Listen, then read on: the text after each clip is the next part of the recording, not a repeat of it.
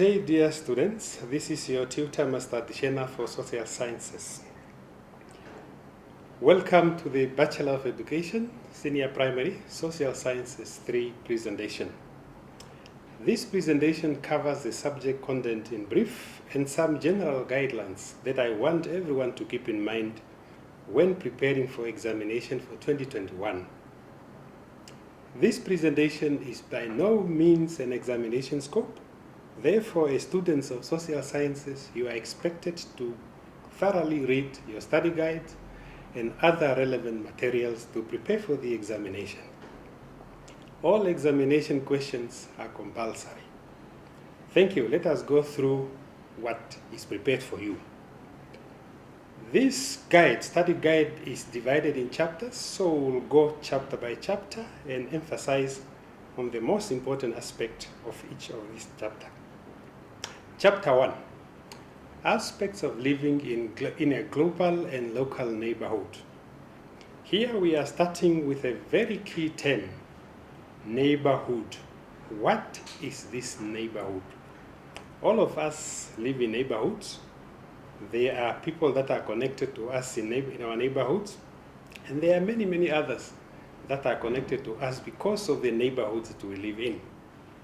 Now, the second point here you have is benefits and problems resulting from global neighborhood. What are the problems that are coming as a result of us being associated with neighborhoods? And then you have global problems and how the world is dealing with them. The world has become a global village, and many problems affecting other countries elsewhere are also affecting us.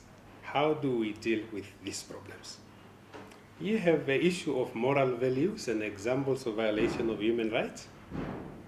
As a global village, all violations of human rights, all issues of moral values, it's linked to everybody that lives in this global village.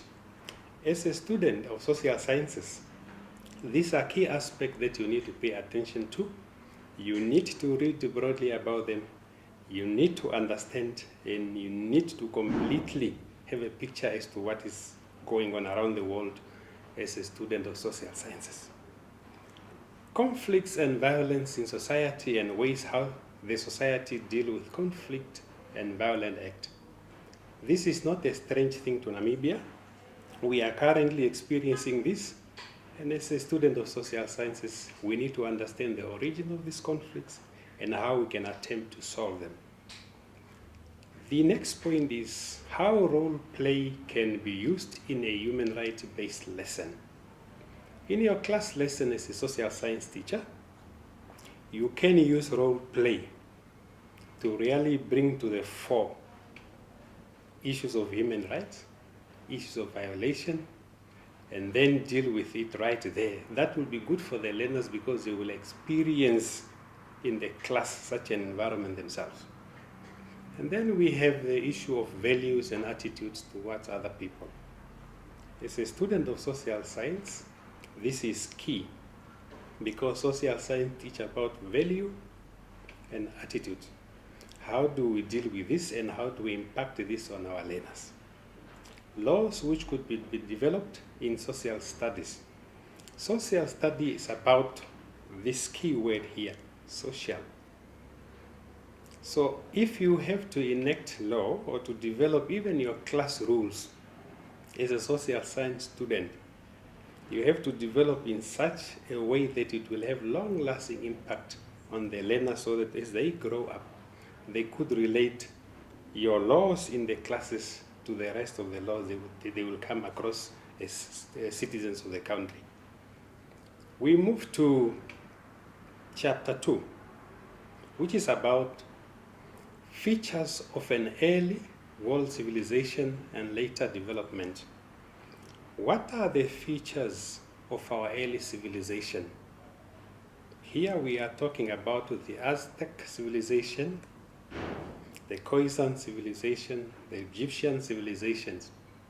What were the particular features that were common amongst these people during that specific time? As a student of social science, you are expected to read more about this aspect. It's very important in social studies. Then you have features of the old and middle historical period and compare it to early historians. Remember, in social sciences, as is in history, you really need to concentrate also on this word, compare, contrast. So it's about reading, understanding, and then putting to practice. Then we have the features of modern historical period and compare it to the middle historical feature. And so it goes on to the next one that says the difference between primary and secondary sources historians uses. In your book as a social science teacher, this word will be key in your teaching about resources. Primary sources, secondary sources. What are they? How important are they to social studies? How a social science teacher will motivate learners to study history. History is very important in our life. And as a social science teacher, you need to find ways to encourage students to study history. How do you do that as a social science teacher? We move to the next chapter, which is chapter 3.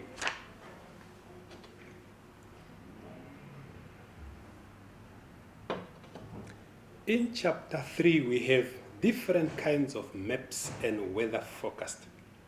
Remember, social sciences, it's about history and geography. Therefore, that combination is throughout the book present. You need to understand both. Don't ignore the history part or the geography part. They are all important. Here you are going to deal with aspects such as locating different lines of latitude. Very important geography. The next one is explaining the reference phrase, grid reference. Very important to understand. Some of these aspects are so key that if you don't understand them at the beginning, you will struggle to understand them in the rest of your studies. So it's key that you understand these things as you start with your studies. And then you have locating places on a map using a grid reference. It's again coming back to grid referencing here. You have identify and analyze different types of maps. You need to, as a social science teacher, you need to identify the types of maps that you have. It can be a road map, it can be a physical map, it can be any other map. You are expected to understand them and to identify them, because that is part of what you are going to impact or to impart to the learners. There's 3 common features of a map. What does a map have? If you are given a paper and there is a drawing of a map, there are key things that will appear on that map. One is a map key that tells you possibly or most probably what the map is all about. And then you have another aspect here, contours. What are contour lines? Or identify these contour lines. You should really be able to understand and to identify and be able to describe contour lines, grid reference, types of map, and so on. We move on. Interpreting recorded weather. This is what we see on the television on a daily basis. So as social science teacher or student, you need to understand, because it's a daily thing. It's something that we experience on a daily basis. So your understanding of these issues are very important, because on a daily basis, you might have to explain these things to people around you, not only in your class. Then we have the issue of lesson preparation to interpret lines of latitude, longitude, and contours. When you are preparing your lesson to teach about latitudes, longitude, and contours, the best you can do is to have a clear understanding as to what they are. What are these latitude? Why are they important to us? What are longitudes? Why are they important to us? Contour lines or contours, why are they important to us? These are things that as a social science teacher, you need to understand in order to teach. Chapter 4 is about elements of world geography and their impact on people. Remember in the previous slide, I referred to aspects that are in social sciences and they are on the side of geography. That's why we have this title here in chapter 4. The first one here is the main physical features of the world, their importance to human, animals, and plants. For instance, physical features of the world. You have mountains, you have the oceans, you have deserts. How important are these things to human beings? What role do they play in our life? And what role do they play in the lives of animals and plants? So read thoroughly about this aspect because it will run at school level. It runs throughout the senior primary phase level. So you will have to understand it in order to teach it at that level. Then you have the issue of utilization and protection of these features. How do we protect what we have? How do we protect our physical features? What do we need to do to protect that? Because if we don't protect our physical features, it's going to be detrimental to our existence on Earth. How do we do that? As a social science student or teacher, that is an area that you can concentrate on as well. Then you have the issue of climate influence the living conditions. How does climate influence the living condition? In other words, the starting point here is, what is climate? How would you explain what climate is? Which basically refers to the condition, the weather condition of a specific area over a long period of time. Now, what influence does it have on the living conditions here? What does climate have to do with our existence on Earth? Those are questions that you need to ponder with, and the more you read about them, the more you will understand it. It's about broadening your knowledge in order to understand most of these things. How climate influences the agricultural activities in Namibia? We know Namibia is a very dry country. How does this dryness or the climatic conditions influence agricultural activities in Namibia? This is more about reading and about understanding, and I have to alert you here. The reading to understand this thing is not only confined to our study guides. Read other materials as much as you can to have a broader picture on this. Then we have different types of natural disasters and their impact on human environment or on the environment or the world. Disasters. What are disasters? What are things, which things are classified as disasters? Having understood that, how do these disasters then impact on our environment? What impact do they have on the environment? The next one is the impact of natural disasters on human and on the environment. As human beings, in cases where we have disasters, how do these disasters impact our existence? As you go through your study guides, there are quite a lot of information, compacted information about this aspect that are in our study guide and many, many other books. Please read, and read. We move on to chapter 5. The role of technology in modern life, especially in communication. To understand the rest of these things, you first need to understand the term technology. What is technology? And modern. What is modern technology? Technology has been there all the years, but what is modern technology? So how does technology impact our life? What role does it play in our life, especially in communication? A very good example is what we experienced during COVID-19 when schools have to close, and that was the end of physical teaching in classes. What was it partly replaced with? Technology came into play that role. So that is very straightforward experience that we just had. Now, you should be able to give examples of technology, clear examples of what technology is all about, and then everything has the good and the bad. That's why even with technology, you have advantages and disadvantages of technology for human environment. What are the advantages of technology? I just alluded to the issue of COVID-19 where schools had to close. Then technology kicked in. That is an advantage. But what are the disadvantages of technology? One example is possibly when it's misused. Technology can be misused and cause damages. So read widely about this. These are current issues. Then you have this aspect. Discuss the disadvantage of technology for human and the environment.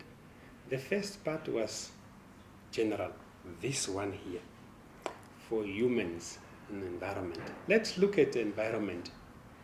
What impact, negative impact or positive impact, does technology have on our environment? You recently had issues in the northern part of Namibia where you have sand mining. That was part of this. What happened? Was it good? Was it bad? The next one is job opportunity and professions on the world of technology. Does technology create jobs, or does it take away jobs? That's a debatable one, but as a social science student, we could lead in this one to define as to what type of jobs could be created because of technology, what type of opportunities or profession could be created. Quite a lot of opportunities are created by technology, and we really need to embrace it. And then you have new sources of energy due to technology. It is true, if you have seen some of our houses, they are now into solar panels. That is technology, sources of energy. So we can save the environment by not polluting a lot through burning of coal, by simply concentrating on solar energy. So that is an aspect that is good about technology. And then you have advantages and disadvantages of sources of energy. Some sources of energy, it is true, it creates energy which is good, but it could have disadvantages for human beings and for the environment. It could also have advantages. So here, again, read as widely as possible. There are more information appearing on the horizon about this. Then you have key sources of information. Where do we get our information from? What type of information are we talking about? The next one is the internet and some of its key dangers. We are using internet on a daily basis, especially those who are in towns. What are the key dangers that are in using the internet? Can it be misused? That's actually the key question. Can it be misused? So as a social science student, once again, you need to go into this to see how impactful it has on our social beings as human beings and how it can be misused. The last aspect here is how technology can be used in a class to promote teaching. This we have experienced this year quite a lot due to COVID-19, where we have to revert to teaching using mostly technological aspect instead of the normal way that we were used to. We move on to chapter 6. Chapter 6 is about issues of economic and population development. Here you should be able to compare the main features of the Industrial Revolution era to the modern economy. If you read very well about the Industrial Revolution, here, your study guide will tell you about coal mining as one of the key aspects of Industrial Revolution. Human resource, iron mining, those were key aspects of that Industrial Revolution. Modern economy. What is playing a key role in modern economy? During Industrial Revolution, I have just alluded to what was playing a role. What is playing a role in modern economy? Then we have factors which help country develop in general. What factors are helping our countries to develop? Make an example of Namibia. If we are talking about developing this country, what aspect are we looking at? What aspect should we be looking at? Then you have the contribution of natural and human resources towards the development of a country. Very key here. If we have to develop as a country,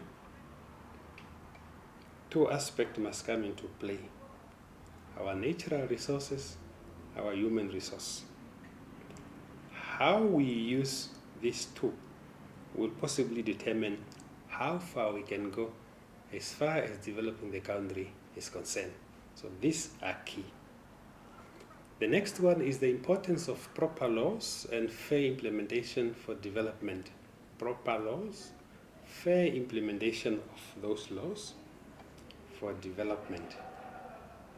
We will agree that everything, if it has to get into a proper shape or to be used properly, you have to have basic laws to guide you in dealing with it. So it's the same here. If we have to develop as a country, laws need to guide us. Proper laws need to guide us. The next one is duties and rights of both the employer and the employee under the Namibian Labour Act. Of late, you will hear about people that are about to go on strike, labor issues. What is violated? What is possibly violated? Why do people want to go on strike? It's mostly because they will feel that their rights possibly are not respected or are violated, or possibly they might not be carrying their duties out properly. So both employers and employees have a role to play as far as their relationship as employer-employees are concerned. And that is where the issue of rights and duties comes in, which need to be regulated, by the way, under the Labour Act. The next one is factors which influences population growth. The Namibian population is growing gradually. What is affecting that growth? What factors are at play here? How do we possibly control or monitor the population growth? In Namibia, we have our census, which we take. So it's very important for the government to undertake that census to know where we are and estimate where we will possibly be and what factors are possibly influencing that. That is what we need to understand. The main sources of population data, and it's important to the country. As I said earlier here, we have census that the government undertakes. So that becomes a key source for population data. So as a social science teacher, this thing that I alluded to in chapter 6, they are very key in understanding this part of social sciences. And then we move on to chapter 7. In chapter 7, you have issues regarding the international fight against HIV and AIDS. This is a headache for any country, especially a developing country such as Namibia. Here we look at facts and figures of HIV in Namibia and Africa. What facts and figures do we have? And once we have these facts and figures, what do we do with them? How do we deal with the aspect of HIV/AIDS in Namibia and the rest of Africa? Very important. Then you have Namibian cultural values which put people at risk. You will hear that in some aspect, HIV and AIDS is influenced by some of our cultural values. How do we think, or how do we relate to this issue of HIV and AIDS? What are the roles that our cultures are playing in possibly enhancing the increasing of this, or the number of HIV, or possibly decreasing it? So we need to look at that as students of social sciences. Then you have the important role of women in combating the epidemic. The epidemic we are referring to is HIV and AIDS. What role do women play in this? Then you have the next one, the needs of people living with HIV and AIDS. It is true, it's not a hidden fact that we have people, we have family members, we have brothers and sisters that are HIV positive. What are their needs? How do we take care of their needs? Or whose responsibility is it to take care of their needs? So these are key aspects in social sciences, especially in the grade 4 to 7 syllabi. Guidelines for assessment in the upper primary phase. First of all, you need to understand here the importance of assessment. Why do we assess learners? Having understood that, you then have to come here. What are the guidelines that are supposed to be used for assessment in this phase, upper primary phase? Before you start teaching as a teacher of social sciences, it is key that you understand this part, because the future of the child could be in your hands here. How you assessed, what you assess, and what you do with the assessment. So it's very important that you understand this part and apply it as a teacher, fairly and squarely. The next aspect is planning and the executing of field trips. In social sciences, there will be quite a number of field trips. Perhaps you need to visit a museum, you could be visiting the parliament, you could be visiting a traditional place. How do you plan for that? Who is involved in the planning for that? What role do parents play in that? In the world we are living in at the moment, we have quite a lot of issues to deal with, because as a teacher in a loco parentis position, you need to carefully deal with planning of excursions, because the learners will be in your hands as you leave school and until you are back. So you need to be very, very careful with what you plan, how you plan, whom you involve, and whom to inform. And then bringing reality into a classroom using digital equipments.